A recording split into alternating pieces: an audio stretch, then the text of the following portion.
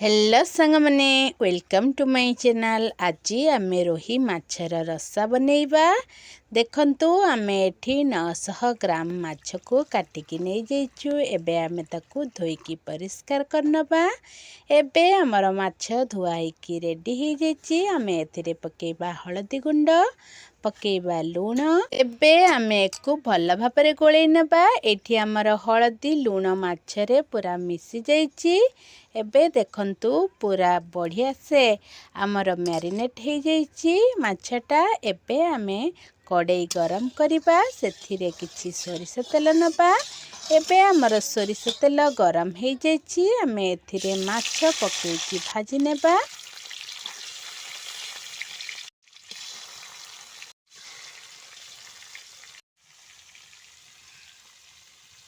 एठी आमे सबुतक माछ एमिति नहीं जाइछु। तार गोटे साइड हो गलानी, आमे आ गोटे साइड को लौटे नबा।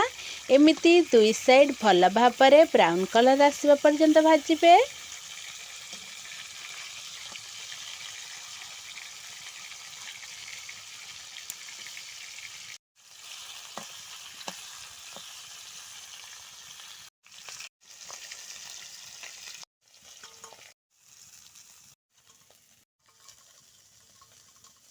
एठी आउ किछि माछ थिला, ताकू आमे एमिति भाजी नेबा। देखंतु मु एठी भाजी नउछि। यार गोटे पट साइड भल भाबरे भाजी हो जाइछि। आमे आ गोटे पट को लौटे नेछु। एबे हमर सबु तक माछ भजा होइकी रेडी हो जाइछि। आमे बे मसला पई काटिबा पियाज। मसला पई मु एठी गोटे बड़ साइज रे पियाज को काटि नउछि। काटि नेबा दुईटी टमाटो एमिति लंबा लंबा करिकी काटि नेबे।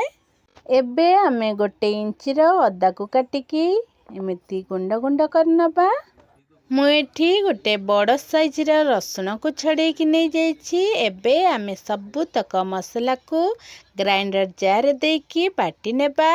एठी हमर मसला बटा सरिछि। कड़ाई रे देछि सोरिष तेल।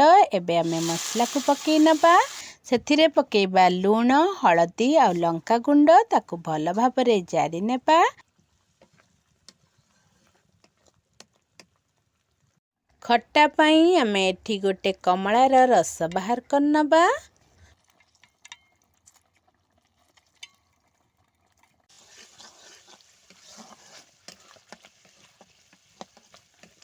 मसला भल भाबरे जरी आसीबा पर्यंत एमिति भाजी नेबे। देखंतु हमर मसला पाखापाखी हेई आसलानी। एठी आमे बाहर करिकी रखितिबा कमला रस देई नबा। आउ सेथिरे देई नबा पानी। एबे आमे सही मसला को फुटिबा पई छाड़ी देबा। एबे हमर मसला फुटी आसलानी। आमे एथिरे माछ सब को ऐड करनबा। एमिति गोटे गोटे करिकी ऐड करिवे। आपण चाहिले एथिरे आलू पकेई परिबे किंबा आउ टिके झोल अधिका करि परिबे। मु एठी कम झोल करूछि। मते टिके झोलर थिकनेस थिले बहुत भल लागे, तेणु मु एठी बेसी पतला झोल करि नाही। एबे हमर माछ सहित झोल फुटी आसिलानी। आमे एको टिके ढांकी नेबा। आमे बाड़ीरु तोलिकी आनिबा धनिया पत्र, तेणु मु एबे बाड़ी को जाउछि। एठी मु 4 रु 5टा धनिया पत्र तोली नेछि। ताकू आमे एबे तरकारी रे देई नबा। धनिया पत्र पड़िले तरकारी रे फ्लेवरटा बहुत भल आसे। आपण मानंकु आम भिडियोटी केमिति लागिला? जदि भल लागुथाए तेबे मो चैनल को लाइक, शेयर, सब्सक्राइब करिवे। रहिली।